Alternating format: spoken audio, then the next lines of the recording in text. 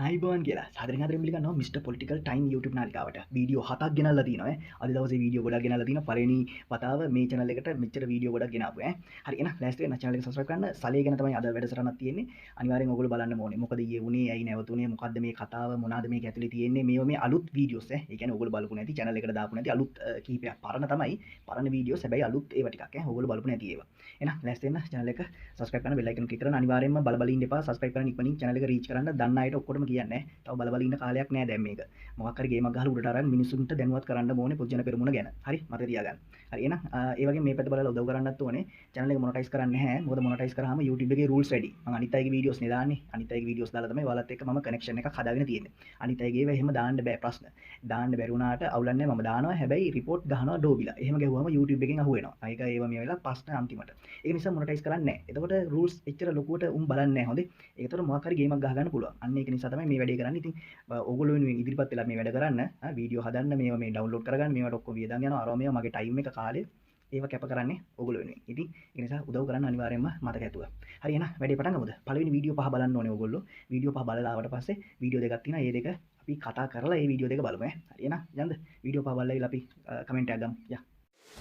අයිබෝන් අද ඩෝබිලට පුළුවන් රෙදි ටික උස්සගෙන ඇවිල්ලා කෑ ගහගෙන බුකිය කමෙන්ට් දාලා කුණුහරුප කියලා මේකට උත්තර දෙන්න. මොකද අපේ හාමුදුරන්ට බලින්න පුළුවන් ඔන්න මම දෙන්නෙක් අදල්ල ගන්නවා. එක්කෙනෙක් තමයි සිරිල් ගාමිණී පියතුමා. මම ඊයේ තල්ලකට අදත් අල්ලගන්න. අනිත් එක්කෙනා තමයි අපේ කාදිනල් තුමා. මේ දෙන්නට මේ රටේ තියෙන කිසිම රිපෝට් එකක් හරියන්නේ නැහැ. දැන් ඕ කට්ටියක දැනගැනීම පිණිස අපේ රටේ ඊස්ට් ෆාමින් එක සම්බන්ධව රිපෝට් මෙච්චරක් හදලා තියෙනවා. මේ රිපෝට් එක තමයි ජස්ටිස් ජයකි ඩියල්ටිස් කමිටි රිපෝට් එක. අනිත් එක ජස්ටිස් විජිත මලල්ගොඩ රිපෝට් එක. අනිත් එක ජස්ටිස් එස්.අයි. ඉමාම් රිපෝට් එක. ඔය අසාද් මෞලානාගේ ස්ටේට්මන්ට් එක ගැන හදපු රිපෝට් එක. ඒකේ කියලා තියෙනවා පැහැදිලිව ඔක පිළිගන්න පුළුවන්ද බැරිද කියලා. ඊළඟ එක තමයි ප්‍රෙසිඩෙන්ෂල් කමිෂන් ඔෆ් ඉන්ක්වයරි රිපෝට් එක. ඊළඟ එක තමයි පාර්ලිමේන්ට් සිලෙක්ට් කමිටි රිපෝට් එක. අනිත් එක තමයි FBI රිපෝට් එක. අනිත් එක තමයි ඔස්ට්‍රේලියන් ෆෙඩරල් රිපෝට් එක.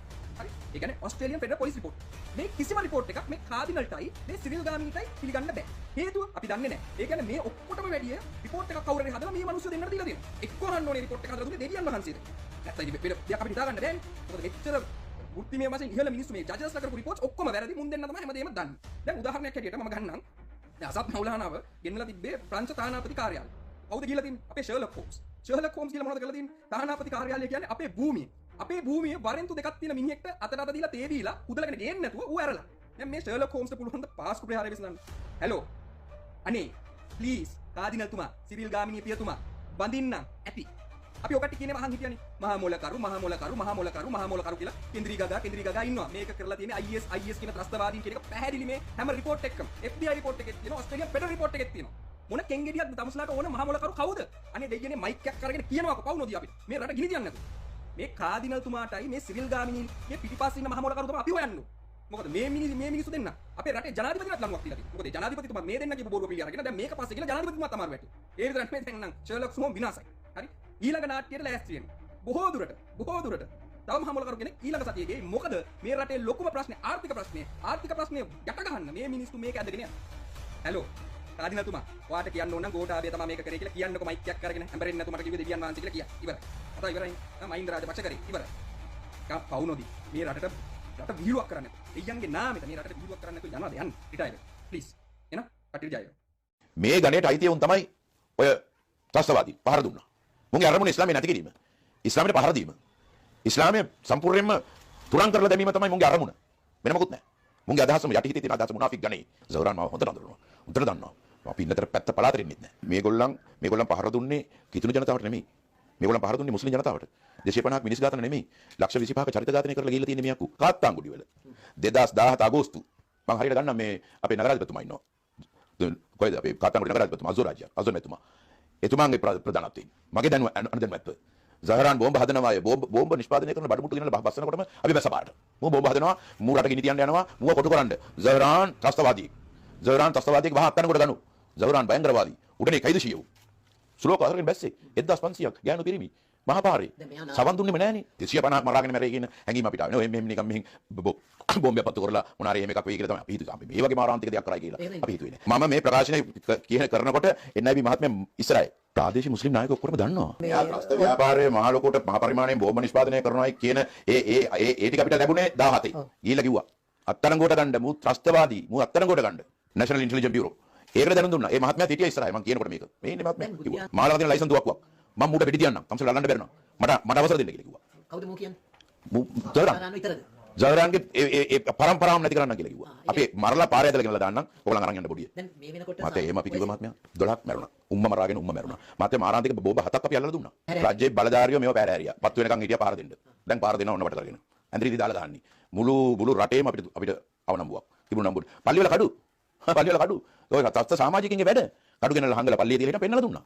වාගේ මේ ගැන දන්නේ නැහැ. IS එක සම්බන්ධයි කියන එක දන්නේම නැහැ. හැබැයි බෝම්බ හදාගෙන මරාගෙන මැරෙන්න යනවා කියන එක දන්නවා 2017. අපි 2017 බෝම්බ හදනවා. බෝම්බ පිපුරුණානේ. උන්ගේ දෑති පිපුරුණානේ. ඔව් ඒ රිල්වන් කියන කෙනාගේ දෑතේ බෝම්බ පිපුරුනේ. ඒ හදන ඒක මම හිතන්නේ මේ පෙබරවාරියද කොයිද මේ? මේ දෙන. ඔව් පෙබරවාරියද? 2010 පෙබරවාරි. ඔව් ඒ බෝම්බ සකස් කරන වෙලාව. ඒක එතකොටත් අපි දැනුම් දුන්නා. මෙන්න බෝම්බ හදනවා ඒක කියලා. ඇහිලා තිබුණාද කට්ටියට? නැත්තම් උගේ ඔක්කොම ඇහැකන්ද වුණා අත් දෙක කොට වුණා. ඒක සබේ කරන මේ කරන වෙලාවේ අතේ මේ පිපුරුණා ඒගොල්ලන්ගේ. වත්තම් පොලිසිය වෙලාව යා. ඕ පොලිසිය දන්නවා හොඳට දන්නවා. ඒ කියන්නේ ක්‍රියා කරේ නැහැ. ක්‍රියාකල ඉතින් ඒක තමයි කියන්නේ. මොනවා හරි වෙන්න ඇති ඔක්කොමත් එකනේ ඉහළ නියෝග නැද්ද මන් දන්නේ නැහැ මොකද්ද දන්නේ නැහැ ඔක්කොම කාලා බීලා එහෙමම ඒක නිකන් අතලා දැම්මා.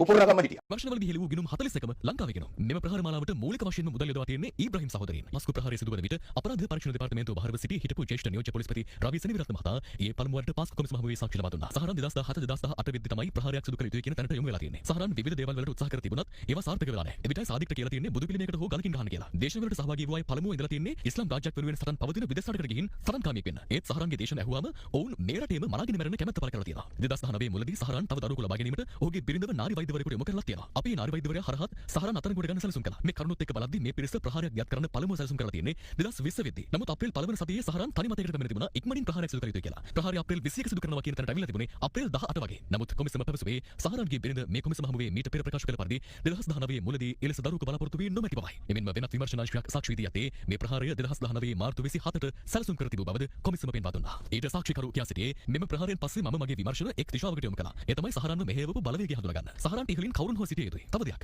සහරන් හෂිම් ප්‍රමුඛ මේ කණ්ඩායමට IS සංවිධානයේ මූල්‍යාධාර හෝ අනුබල ලැබුණා කියලා විමර්ශනවලදී කිසිදු සාක්ෂියක් එළිවුණේ නැහැ. විමර්ශනවලදී හෙළි වූ ගිණුම් 41ම ලංකාවේ ගිණුම්. මෙම ප්‍රහාර මාලාවට මූලික වශයෙන්ම මුදල් යොදවා තියන්නේ ඊබ්‍රහීම් සහෝදරයන්. යයි රවි සෙනවිරත්න මහතා කොමිසමට පැවසුවා. ඉස්සරලාම රඳවා ගැනීමේ නියෝගයක් ගහලා ඇතුළට දාන්න රවි සෙනවිරත්න රජයට සම්බන්ධ මාලිමාවට සම්බන්ධ සමාජ මාධ්‍ය ගිණුම් හරහා ඉතාමත් අශිෂ්ට ඒ වගේම ඉතාමත් තුච්ඡ නින්දිත මාධ්‍ය ප්‍රචාරයක් ගෙනෙනවා මේ සලේගේ සිද්ධිය සම්බන්ධ කරගෙන. ඔවුන් අතරම මේ පාස්කු ප්‍රහාරයෙන් තුවාල වෙච්ච දරුවන්ගේ පින්තූර, ඒ පාස්කු ප්‍රහාරයේ සැබෑ පින්තූර අර ලේ තැවරුණු බැන්ඩේජ් වලින් බැඳගෙන ඉන්න ඒ දරුවන්ගේ පින්තූර උපයෝගී කරගෙන කියනවා අපි පාස්කු වින්දිතෙන් සමගයි කියලා. ඇත්තටම අපි මේ රජයට කියනවා ඔයගොල්ලෝ පාස්කු වින්දිතෙන් සමග නම් ඉන්නේ අනුර කුමාර ජනාධිපතිතුමනි ඉස්සරලාම රඳවා ගැනීමේ නියෝගයක් ගහලා ඇතුළට දාන්න රවි සෙනවිරත්නව කියලා. කවුද මේ පාස්කු ප්‍රහාරය සම්බන්ධයෙන් සියලුම තොරතුරු තමන් වෙත ලැබිලා තියෙනකොට ඒ සම්බන්ධයෙන් කිසිම පියවරක් නොගත්තේ? තෑන්ක්ස් නිලන්ත නෝටඩ්. කවුද ඒ පණිවිඩය ඇව්වේ? ඉතින් එහෙම තියෙද්දි මේගොල්ලෝ මේ වරෙන්තු අරගෙන පිටරට හැංගිලා ඉන්න අපරාධකාරයෙක් හම්බ වෙන්න ශානි අබේසේකර කියන පුද්ගලයාව යවලා ඒ අපරාධකාරයව රජයේ තානාපති කාර්යාලයකට ගෙනල්ලා ඔහුගෙන් කට උත්තරයක් අරගෙන ඒ කට උත්තරේ ලංකාවට ගෙනල්ලා රටේ ජනාධිපතිවරයා ලව්වා රැඳවුම් නියෝගයක් ගහලා මේ සුරේෂ් සලේ කියන ඒ රණවිරුවව සිරගත කළා. එහෙම සිරගත කරලා ඒ රණවිරුවව මරන්න උත්සාහ කළා. ඒ වගේම මේ පාස්කු ප්‍රහාරයෙන් මිය ගිය අය, ඒගොල්ලන්ගේ ඥාතීන්, ඒ වගේම මේ රටේ ඉන්න මිනිස්සු හැමෝටම යුක්තිය ඉෂ්ට වෙන්න ඕන. අන්නේ යුක්තිය වෙනුවෙන් තමයි අපි පෙනී සිටින්නේ. ඒ වගේම මේ රජය මේ කරන්නේ පාස්කු වින්දිතේන්ට කරන්න පුළුවන් ලොකුම අපහාසය, ලොකුම උපහාසය, ලොකුම අවඥාව. අද චරිතයක් වෙනවා යන්න පිටකොටුවට ආණ්ඩුවට හිත තියාය යන්න ගිහිල්ලා මොනවද මේ වැඩ අපි කියනවා එතනට ගිහිල්ලා රංගන අතර අප්පුහාමිලට බලට ගහන්න අපි සිවිල් ව්‍යාපාරයට මම ඇවිල්ලා ඉන්නවා අද ආණ්ඩුවට හිත ඇති බව ඔප්පු කරන්න පුළුවන් පිටකොටුවේ අර සලේ මහත්තයා වෙනුවෙන් තියෙන සත්‍යග්‍රහණ ගාවට ගිහිල්ලා හුවත් දෙයක් කියලා එතන ඉන්න කට්ටියට පොඩි දොස්මුරියක් දැම්මනම් අන්න අද ආණ්ඩුවේ ප්‍රධානම සෝදකේ බඩපත් වෙනවා අද චරිතයක් වෙනවා යන්න පිටකොටුවට ආණ්ඩුවට හිත තියාය යන්න ගිහිල්ලා මොනවද මේ වැඩ මේක ප්‍රජාතන්ත්‍ර රටක් නම් ඒ අයට ඒ සලේ මහත්තයා වෙනුවෙන් පින්නවා යට ඒ දේ කරන්නේ දෙන්නේ මේ මොකටද මේ කියලා මේ වෙන්නේ හරිද පොලිසිය බම්බු ගන්නද පොලිසියත් ඔය බලන් ඉන්න රුට හොඳ දෙයක් කියන කියලා මීඩියාව දෙන්න දීලා ඒකද පොලිසිය ගන්නව ඒකද එන්නකොටම ගහලා බලන්න පොල්ලක් කරගෙන මෙතන මේ සෝඩක් කරන මඩක් තියලා උවේ පොලිසිය ගම් බුරුට යන්න බබ්බුවා ඒ වගේද පාර සමහර මිනිස්සු අල්ල බෙල්ලෙන් අල්ල අපි දැක්කනේ පොලිසිය ප්‍රධානත්වය මොකද කියන එක හරි ඒ නිසා පොලිසිය මහතුලා දැනගන්න මොකද දෙන්නේ බස් එකෙන් බෑගෙන වැටෙන ගමන් ගල මෙතන හුවක් කියලා කාවසර ටීවී එකේ දකින්න පොල්ලක් කරගෙන ගහලා බලන්න බෙල්ලෙන් ගහලා දාන්න ජිප් එකට මේ මිනිස්සු වැඩේ මිනිස්සු කරගෙන දෙන්න හරිද අපි කියනවා එතනට ගිහලා රංගන අතර අප්පුහාමිලට බලට ගහන්න අපි සිවිල් ව්‍යාපාරයට මම ඇවිල්ලා ඉන්නවා මොකද මේක ප්‍රජාතන්ත්‍ර රටක් බල මේක වනචාරික කරගෙන හදන්න එපා බලක මම යන්නilla හරිද ඒ නිසා මේ හුවක් යන ගමන් හවුද ටීවී එක දකින්න ආසාවක් තියෙනවා ආන්ඩ්‍රොයිඩ් පේනවා තව දරුවට ජොබ් එකක් කරනවා මොකක් කරේ පොල්ලක් වුණා හුවක් කියලා පොලිසියෙන් ඉල්ලනවා මොකද උතන බාධා කරන්නේ අල්ලලා දාගන්න ජිප් එක නැත්තම් පොල් පාර කරලා පන්නන්න කියන එක තමයි අපි යෝජනා කරන්නේ දැන් ඕගොල්ලෝ මොකද හිතන්නේ තාමත් වැරදි කියලා හිතන අයත් ඉන්න පුළුවන් සලේ මහත්තයා හොඳ මිනිස්සෙක් කියලා හිතන අයත් ඉන්න පුළුවන් ඌ රණවිරුවෙක් තමයි කියලා හිතන් ඉන්නවා එහෙම කණ්ඩායමකුත් ඉන්නවා JVP වගේ කාලකන්ණි හිතන විදියට එහෙමත් හිතන කණ්ඩායම් ඉන්නවා අනිත් එක මතක තියාගන්න මුලින්ම ටගල ඉක්මනින් කියන්න ඕනේ මේ පොජ්ජන පෙරමුණ මේ කණ්ඩායම අනිවාර්යෙන් channel එක subscribe කරන්න ඕනේ ඕගොල්ලෝගේ මාර්ගෙන් තමයි channel එක reach කරන්න හදන්නේ උඩට ඊට පස්සේ පුළුවන් සජබේ අනිවාර්යයෙන් ඒගොල්ලෝ බලනවා නම් ඒක අවුලක් නැහැ ඕගොල්ලෝ මුලින්ම subscribe කරන්න ඉක්මනින් මොකද අනිත් අය subscribe කරන්නේ නැහැ හොඳේ ඒගොල්ලෝ නිකන් බලනවා විතරයි subscribe කරත් බලන්නේ නැහැ ඒතකොට channel එක down වෙනවා හරි ඒක නිසා ඕගොල්ලෝට අනිවාර්යෙන් බලන්න ඉතින් මේ කියන්න ඕනේ ඒක මතක් වෙච්ච එක මම කිව්වේ ඉතින් මෙහෙමයි මොකද හිතන්නේ මේ මනුස්සයා ගැන මෙහෙමයි මට නම් හැමදාම මම ඕගලන්ට කියනවානේ මේ මනුස්සයා වැරද්දක් කරත් මොකක් කරත් අපිට ප්‍රශ්නයක් නැහැ මට ප්‍රශ්නයක් නැහැ මෙතන හරියට පිළිවෙලට වැඩ ටික කරන්න කියලා තමයි මම කියන්නේ දැන් මෙතනදී මම ඔයගොල්ලන්ට මේ වීඩියෝ දෙකක් ඉතුරු කරගත්තානේ හතෙන් මේ වීඩියෝ දෙක ඔයගොල්ලන් දෙන්න යන්නේ මම ඔයගොල්ලන්ට කිව්වා මෙතනට එන්නේ අනිවාර්යයෙන්ම මේ සල්ලි අරගෙන එන මිනිස්සු එහෙම නැත්නම් JVP එකට කැමති මිනිස්සු වෙන්නේ හරි මේ කැමති මිනිස්සු ඇවිල්ලා මොකද නැත්නම් මේ පාර දිගේ දැන් ඔහොම යනවා නම් මචං මොකක් හරි එකක් කියාගෙන යන්න එපයි මොකක් හරි එකක් කියාගෙන යන්න එහෙම නැතුව නැවති කැමරාවල් හොය කැමරාවට කිය මිනිසුන්ට පේන්න මේ මිනිස්සයන්ට අඬගහ එහෙම කියන්නේ මචං ඒක නිකන් අර දැනුවත් කිරීමක් කරන්න යන්නේ නිකන් කවුරු හරි හොඳට පුරුදු කරලා හරි කියලා එහෙම යන සීන් එක හොඳට මතක ඇතුව ඕගොල්ලන්ට බලන්න ඕනේ ඉඳ තමයි මේ වීඩියෝ එක මම ඉතුරු කරේ පොඩ්ඩක් බලන්නකෝ මේක හරි තව වීඩියෝ එකක් තියෙනවා මේක බලලා එන්නකෝ මේ මිනිහට මුලින් මොනවද මේ මිනිහා කියන්නේ කියලා කොකෝ ලීෆ් නැවුම් පොල්තෙල් විශිෂ්ටත්වයේ විශ්වාසය දිනෝ ශ්‍රී ලාංකීය සන්නාමය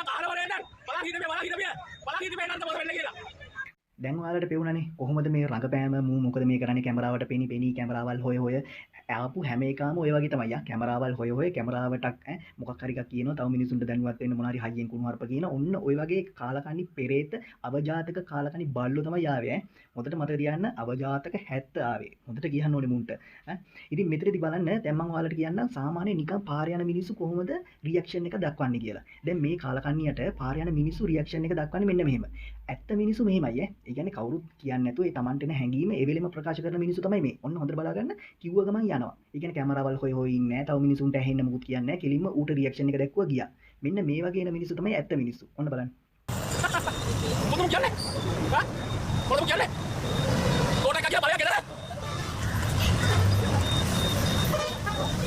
කරපු වැඩ අපෝ මතක් කරලා තෝරන්න දන්නවද අන්න බල හා කවුද අපතේ අන්න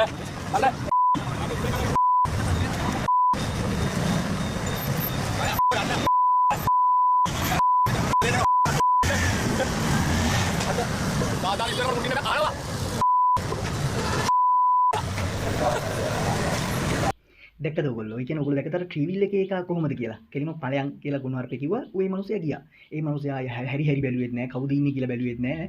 ඌට මුකුත් අදාළ නැහැ. ඒ කියන්නේ මචං රියැක්ෂන් එකක් දක්වනවා කියන්නේ දැන් මම වුණත් ඔතනින් පාරේ ඔතන දැන් ඔතනින් ගියා නම් මට කේන්ති නම් මම JVP එකට කැමති හරි එහෙම නැත්නම් මම වෙන විපක්ෂයේ කෙනෙක් හරි නම් මම සලේට කැමති නම් මම එකපාරක් මොකක් හරි කිව්ව ගමන් ඒ කියන ගමන්ම යනවා.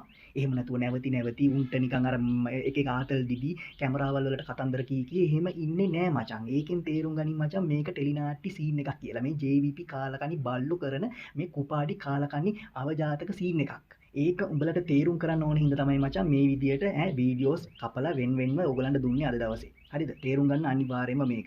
JVP පරයන්ට කියන්නේ තොපිත් එහෙමනේ. තොපි ඇවිල්ලා බලනවානේ. මම දන්නවා තොපි ඇවිල්ලා බලනවා. තොපි ඇවිල්ලා subscribe කරනවා. channel එක down කරන්න.